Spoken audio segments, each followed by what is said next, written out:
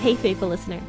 Thanks for tuning in to the P40 Ministries Daily Podcast. This podcast is dedicated to helping you grow spiritually so you can grow personally. Let's grow together by building a consistent Bible reading routine. This is Jen, your host, and today we will be discussing the book of Exodus.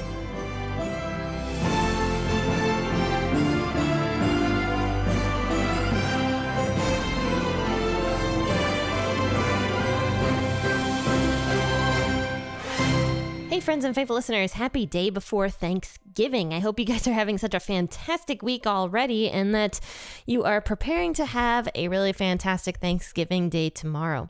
So tomorrow I am going to be doing an episode, and I'm actually going to be doing a special Thanksgiving episode, which is kind of cool because I'm still going to be continuing through the Bible at my normal pace. But what we're talking about tomorrow in the book of Mark, which is on schedule with where we're supposed to be, actually has a lot to do with Thanksgiving. So it was kind of cool that it sort of lined up perfectly so that we can talk about a Thanksgiving theme on Thanksgiving Day. So I'm actually going to be having a guest joining me tomorrow, and he is an awesome person. I got a chance to know him, and his name is Jonathan Schaefer, and he is a pastor in the heart of Cleveland, and his church is called Grace Church, and it has 2 different campuses, and they're opening up 2 more different campuses in a prison ministry kind of way in the next few months or so. So they're going to have 4 campuses coming up, and I have him on the podcast tomorrow talking about Thanksgiving, Jesus coming through the city on the back of the donkey and how that relates to Thanksgiving. You might not think it does, but it completely does. So definitely join us tomorrow and hear Pastor Schaefer speak. He's a fantastic public speaker and just a great person that I'm just very excited to have gotten to know. But today we are going to be talking about Exodus chapter 33, verses 1 through 11. And we're going to be reading out of the WEB version of the Bible, or rather, I'm going to be reading out of the WEB. But feel free to read out of the version you like to read out of, and grab that cup of coffee or that cup of tea, and let's read this. Yahweh spoke to Moses, "Depart, go up from here, you and the people that you have brought up out of the land of Egypt, to the land which I swore to Abraham, to Isaac, and to Jacob, saying, I will give it to your offspring. I will send an angel before you, and I will drive out the Canaanite, the Amorite, the Hittite, and the Perizzite, the Hivite, and the Jebusite. Go to a land flowing with milk and honey, but I will not go up among you, for you are a stiff-necked people, lest I consume you on the way." When the people heard this evil news, they mourned, and no one put on his jewelry. For Yahweh had said to Moses, "Tell the children of Israel, you are a stiff-necked people. If I were to go up among you for one moment, I would consume you. Therefore now take off your jewelry from you, that I may know what to do with you." The children of Israel stripped themselves of their jewelry from Mount Horeb onward. Now Moses used to take the tent and pitch it outside the camp, far away from the camp, and he called it the tent of meeting. Everyone who sought Yahweh went out to the tent of meeting, which was outside the camp. When Moses went out to the tent, all the people rose up and stood, everyone at their tent door, and watched Moses until he had gone into the tent. When Moses entered into the tent, the pillar of cloud descended, stood at the door of the tent, and Yahweh spoke with Moses. All the people saw the pillar of cloud stand at the door of the tent, and all the people rose up and worshipped, everyone at their tent door. Yahweh spoke to Moses face to face, as a man speaks to his friend. He turned again into the camp, but his servant Joshua, the son of Nun, a young man, didn't depart from the tent. So right after the whole thing with the golden calf in Exodus 32 and the big mistake that everybody made with worshiping that calf and creating it and everything else, it moves into Exodus 33 now, which is where we're at right now today. So God is talking to Moses right after this whole golden calf incident. And so he's basically like, okay, look, I am still going to bless you guys. I'm still going to give you the lands that I promised your ancestors. I'm still going to be with you in battle. He says, but the one thing I'm not going to do is be in your presence anymore like I was before, like with that pillar of cloud and with the fire before. When God was leading the Israelites into the promised land before, his presence was like basically right there. His presence was there. He was in the form of that cloud and in the smoke, and then he was up on Mount Sinai. Like, he was with his people.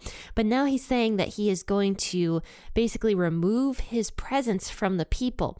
He'll still be with them, and he's still going to bless them and give them things, but he is going to be away from the people. And instead, he's going to send his angel way ahead of the people to fight for them, is basically what God says is going to happen. So this was a test for the people.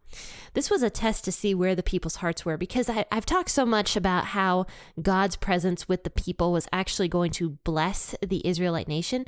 But one thing I haven't mentioned is that isn't the end goal, or at least that shouldn't be the end goal, is to receive the blessings. Rather, the end goal should be to have a relationship with God. So God was testing the people in this way to see where their hearts were. Were they going to be okay with the fact that God was, not with them anymore, but he was still blessing them? Or did they truly want his presence there? Did they truly want a relationship with God? Especially after this whole golden calf incident, do the people really want God with them? Or are they just going to be okay with the blessings they get from God? And here's the thing about this. This reminds me so much of modern day Christianity. I mean, I could go off on modern day Christianity forever.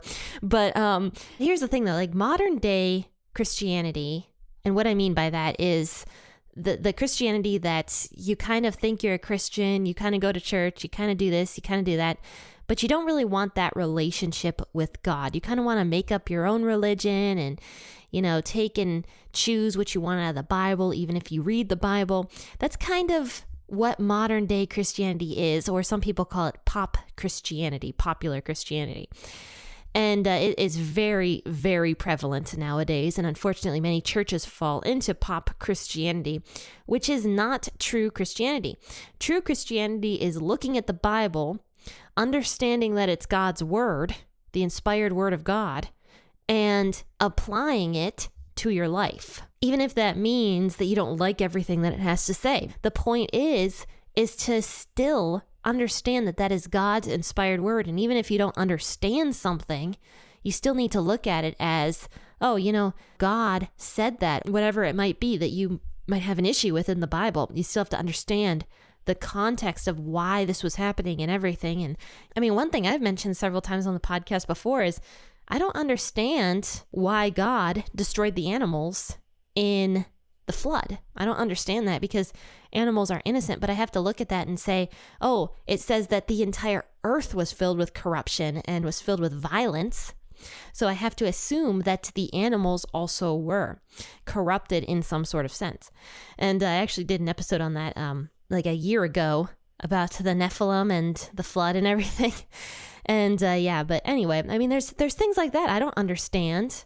The concept of sacrifice is a difficult one for me as well. But the point is, though, I'm kind of going off on a rabbit trail here.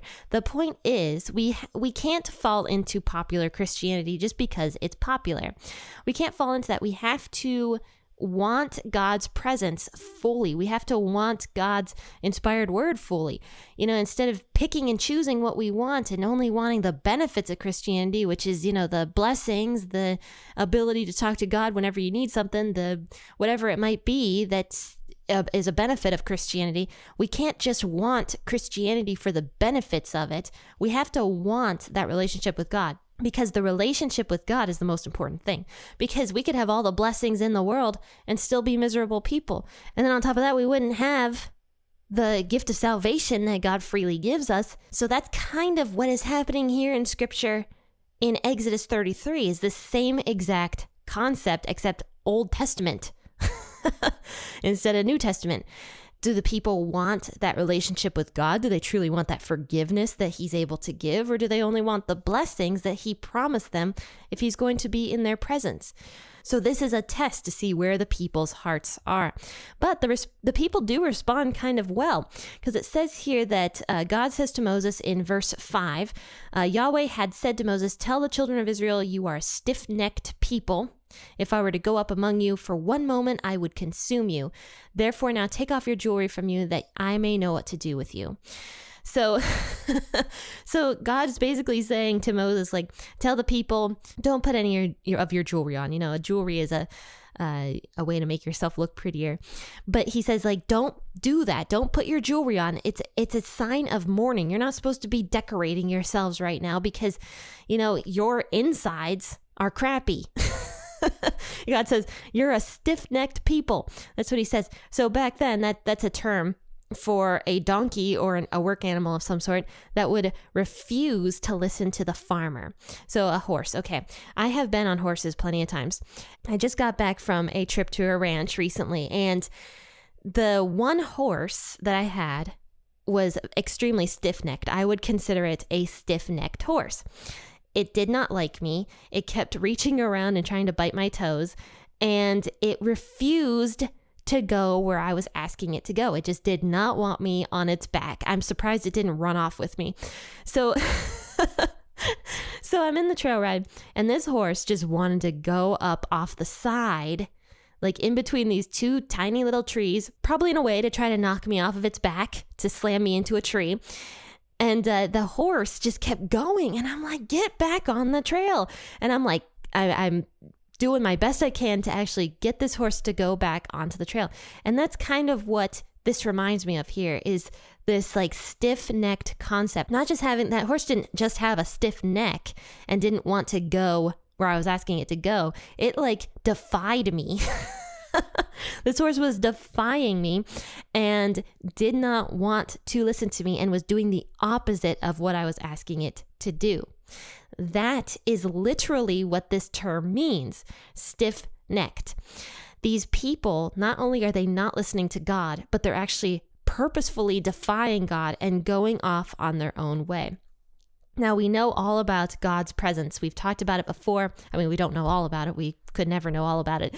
But from what we understand of it so far, God's presence is like consuming, like a fire. You know, people can't get too close to it, especially if those people have unclean motives or an unclean heart. We've talked about that. We talked about how when God was up on the mountain, how the people weren't even allowed to touch the mountain that God was staying on, lest they literally be consumed, is what God said. So the only people that can have a true relationship with God would be people like Moses, people who had that pure heart, or even people like Joshua here, who we see in verse 11. So God is saying that if he goes into the people's presence and lives with them again, like he was doing with the cloud and with the fire, his presence would consume the people. Or it's very possible that they would do something and God would judge them. I don't know. I don't know what God was saying here, but one way or the other, God's presence can't really be touched by sinful people. That's the point of Jesus. The only way we can come close to the Father is through Jesus, because Jesus fixed all this. You know, people made a lot of mistakes in the Old Testament. Jesus fixed all that, so now we can actually have that relationship with the Father, even though we are no different than people were back in these days. But because of Jesus' love, it says in the Bible that he actually intercedes for us for the Father. So he prays for us. He talks to the Father about us and continues to forgive us over and over and over again. But in the old days, Jesus didn't come to earth yet. The people had to worry about God's presence consuming them. So what God ended up doing was he told the people not to adorn themselves with jewelry, basically, because it would be a symbol that they were, you know, not very nice people. And on top of that, they had used their jewelry before to make that golden calf. So it was kind of like a punishment to the people that they weren't allowed to wear their jewelry. And they ended up doing this as like a symbolic thing, that their outsides and insides were not very pretty. And so they did this all the way from Mount Horeb onward. And I don't know what onward means. I don't know when they start wearing jewelry again, but it doesn't say.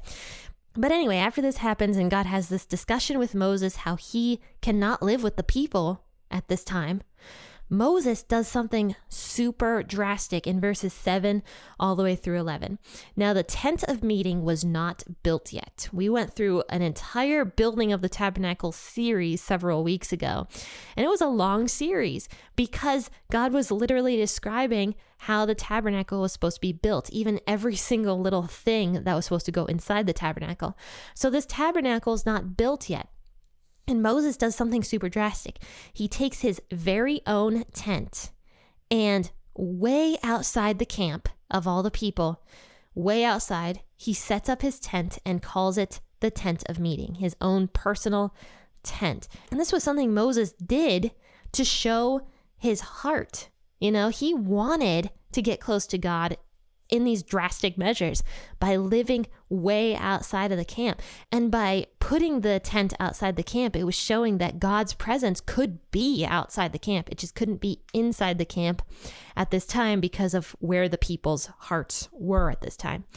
So Moses does this. He takes his very own tent, sets it up way outside of the camp, and calls it the tent of meeting. And he allows anybody that wants to come to the tent of meeting to come to it. It says here that everyone who sought Yahweh went out to the tent of meeting. So everybody who really wanted to have that relationship with God would travel out to the tent of meeting. That means they had to remove themselves from the camp personally, from that sin, kind of like the sin offering we talked about with Bill McMinn weeks back, where when the bull was sacrificed as a sin offering, part of that sin offering had to be taken and burned outside of the camp to show the removal of sins.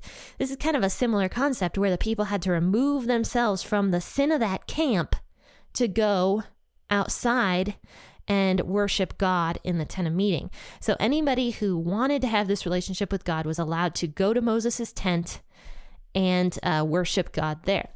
Now, it says here in verse 8 that when Moses would go out to the tent, all the people would see Moses doing this. It was a display. Moses was showing his heart of worship in front of the people. I mean, imagine going out and worshiping God in front of an entire city. That might be a scary thing to do because that's not exactly popular. I mean, there's a reason pop Christianity is so prevalent right now. It's not very popular to show your worship to God. But yet this is what Moses was doing. He was being an example as a leader by going out in front of the entire congregation of Israel and showing how much he wanted to worship God. So it says here that when Moses would go out, the people of Israel would watch Moses and they would actually worship with Moses. It says that when Moses would enter into the tent, the pillar of cloud would descend on the tent and it would stand at the door of the tent. And there Yahweh would speak with Moses. And it says specifically that he actually spoke to Moses face to face as a man would speak to his friend. So this is why many people believe that this was Jesus that came down and was speaking to Moses, because we actually saw that in the time of Abraham, when Jesus himself, actually before his name was Jesus came down and spoke with Abraham face to face, like as a man speaks to another man as a friend. We saw that. And so that's why many people think that Jesus was in that cloud and he was speaking directly with Moses as a friend speaks with a friend. So then it says here that Joshua, who was Moses' assistant and was going to be the next leader of Israel, actually never left the tent. He was so comforted by Moses' worship and by God's presence being there that he never wanted to leave the tent of meeting, and he stayed there in that tent. So Moses was an example for Joshua as well. And Joshua, we find out, was a very, very great leader who really loved God, and he turned into a fantastic leader. And we'll talk about that once we actually get into the book of Joshua after Moses dies. But anyway, this is kind of the end of all this. But to conclude, we have to think about this in today's terms. What are we doing nowadays that would be considered popular Christianity that maybe is going against what the Bible teaches? We have to think about that and make sure that we're not falling into that, because we see what happens in Exodus 32 when the people did fall into that trap and start worshiping other gods, even though Aaron said, let's have a feast to Yahweh, he was adding in this golden calf god with the true God, with God himself. So we have to make sure we're not falling into that and losing that relationship, the true thing that really matters, that relationship with God, the thing that really is what gives us the most joy and the most peace. I mean, we see that throughout the Bible. We see that God says that when we have a true relationship with him, he gives us peace that cannot be explained. He gives us joy that cannot be explained. A joy that literally could not happen without God's presence. So friends and faithful listeners, thank you so much for tuning in this morning to Exodus 33. Definitely go to the YouTube channel and subscribe. I'm going to drop a link to the YouTube channel in the bio of this podcast episode. Friends and faithful listeners, have a fantastic Thanksgiving Day tomorrow. Tune in to hear Pastor Jonathan Schaefer and I discuss Jesus and Thanksgiving Day. Happy listening, and God bless.